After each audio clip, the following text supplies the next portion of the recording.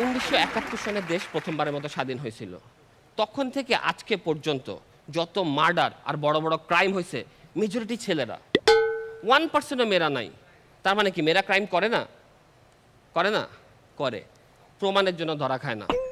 কারণ একটা মেয়ে বাসা থেকে বের হওয়ার সময় বারান্দার সব কাপড়গুলো তুলে নিয়ে বারান্দার দরজা আটকায়, লাইট ফ্যান বন্ধ করে, গ্যাসের ওভেন সব কিছু টেক করে, তারপর দরজা আটকায়, তালা 3বার টেনে পাশের বাসার ফ্ল্যাটের ভাবিরে ডেকে বলে একটু দেখেন তো, আমার একটু খেয়াল রাখবেন। এ প্রমাণ ছেড়ে যাবে?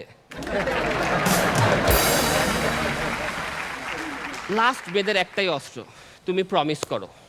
তুমি প্রমিস করো আমার সাথে মিথ্যা বলবা না, রাইট? যে কোনো হাজব্যান্ডের প্রমিস।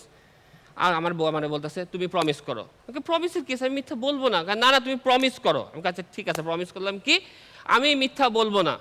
এটাই প্রথম মিথ্যা। কারণ যদি সব কাজের কথা আমরা বলে দেই, যেই যে কাজের কথা আমরা বউদেরকে বলি, পৃথিবীতে যদি এত কাজ থাকতো আর বাংলাদেশের পুরুষরা যদি এত কাজ করতো, আজকে বাংলাদেশ আর আমেরিকার মাঝখানে একটা রাস্তা হইতো।